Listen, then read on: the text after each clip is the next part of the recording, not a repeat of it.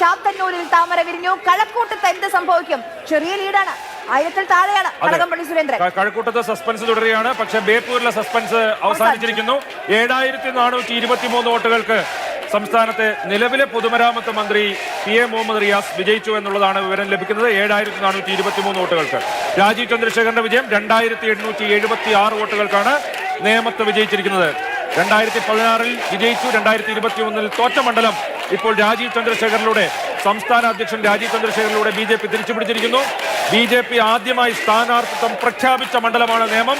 തൃശ്ശൂരിൽ നടത്തിയ വാർത്താ സമ്മേളനത്തിൽ രാജീവ് ചന്ദ്രശേഖർ പറഞ്ഞത്, ഞാൻ മത്സരിക്കും, വേണമെങ്കിൽ സീറ്റ് ഏതാണെന്ന് പറയാം, നേമത്താണ് മത്സരിക്കുന്നതെന്ന് പറഞ്ഞ് തെരഞ്ഞെടുപ്പ് പ്രഖ്യാപിക്കുന്നതിന് മാസങ്ങൾക്ക് മുൻപ് തെരഞ്ഞെടുപ്പ് സ്ഥാനാർത്ഥിത്വം പ്രഖ്യാപിച്ച അവിടെ രാജീവ് ചന്ദ്രശേഖർ വിജയിച്ചിരിക്കുന്നു. 2876 വോട്ടുകൾ. പറഞ്ഞതുപോലെ ഇനി ഒരു കേരള നിയമസഭയിൽ BJP അംഗമില്ലാത്ത ഒരു കേരള നിയമസഭ ഇനി ആലോചിക്കാൻ കഴിയില്ല എന്നുള്ളതാണ് BJPയുടെ ക്ലെയിം. മഞ്ചേശ്വരത്ത് ഇപ്പോൾ K. സുരേന്ദ്രൻ തോറ്റുവെങ്കിലും കേരളത്തിൽ ഒരു BJP സ്ഥാനാർത്ഥി പിടിക്കുന്ന ഏറ്റവും വലിയ വോട്ടുകൾ മഞ്ചേശ്വരത്ത് K. സുരേന്ദ്രൻ സ്വന്തമാക്കിയിട്ടുണ്ട്. കഴിഞ്ഞ തവണത്തേക്കാൾ 2000 വോട്ടുകൾ കൂടുതൽ പിടിക്കുമ്പോൾ കഴിഞ്ഞ തവണ 40,000 വോട്ടുകളായിരുന്നു LDFന്റെ കാൻഡിഡേറ്റിന് കിട്ടിയതെങ്കിൽ ഇത്തവണ 20,000-ന് അടുത്തേക്ക് പോലും എത്തിയിട്ടില്ല LDF.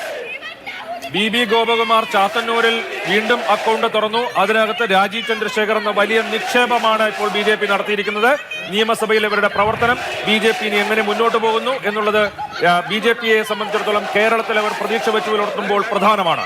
VDS ഒരു ഫേസ്ബുക്ക് പോസ്റ്റോടെ BJPയുടെ ആഹ്ലാദാരവത്തിനിടയിൽ ഒന്ന് പറഞ്ഞു പോകാം. പുതിയ ഫേസ്ബുക്ക് പോസ്റ്റാണ്. മാറ്റാൻ ആളുണ്ടോ എന്ന് ചോദിച്ചില്ലേ, മറ്റാരുണ്ടെന്ന് ചോദിച്ചില്ലേ, ഞങ്ങളുണ്ടെന്ന് അന്നേ പറഞ്ഞതല്ലേ. ടീം UDF കേരളം ജയിച്ചു, ഇനി UDF നയിക്കും. പ്രതിപക്ഷ നേതാവിന്റെ ആദ്യ പ്രതികരണം, ഫേസ്ബുക്കിലൂടെയുള്ള പ്രതികരണം. ഈ പ്രതികരണത്തിനിടയിൽ ഏറ്റവും ഒരു വളരെ വളരെ $1 മില്യൺ ക്വസ്റ്റ്യൻ എന്ന് പറയുന്നത് UDF അധികാരത്തിൽ വരുമ്പോൾ ആരാകും മുഖ്യമന്ത്രി എന്നുള്ളതാണ്.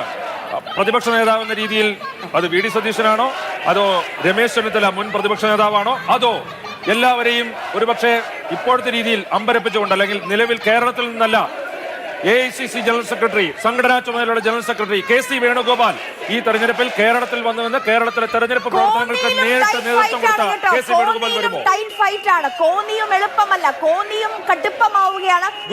ഗുരുവായൂരും ടൈറ്റ് ഫൈറ്റ് ആണ്. കഴക്കൂട്ടം 3 മണ്ഡലങ്ങൾ അല്ല, ഇനിയുണ്ട്. കൊട്ടാരക്കര, കഴക്കൂട്ടം, കോന്നി, ഗുരുവായൂർ, മണലൂർ. കുറച്ചുകൂടി നല്ല രീതിയിൽ ലീഡ് ഉയർത്തി KN ബാലഗോപാൽ. 4000-ൽ മണലൂർ. കോന്നിയിലെ ഏറ്റവും കൂടുതൽ ഔദ്യോഗിക കണക്കിങ്ങനെയാണ്. 417 വോട്ടിന് UDF ലീഡ് ചെയ്യുന്നു. 417 വോട്ടിന് UDF കോന്നിയിൽ ലീഡ് ചെയ്യുന്നു. സതീഷ് കൊച്ചുപറമ്പിൽ ലീഡ് ചെയ്യുന്നു എന്നാണ് തെരഞ്ഞെടുപ്പ് കമ്മീഷൻ ഔദ്യോഗിക കണക്ക്. 417 വോട്ടിന് KU ജനീഷ് കുമാർ പിന്നിൽ കോന്നിയിൽ.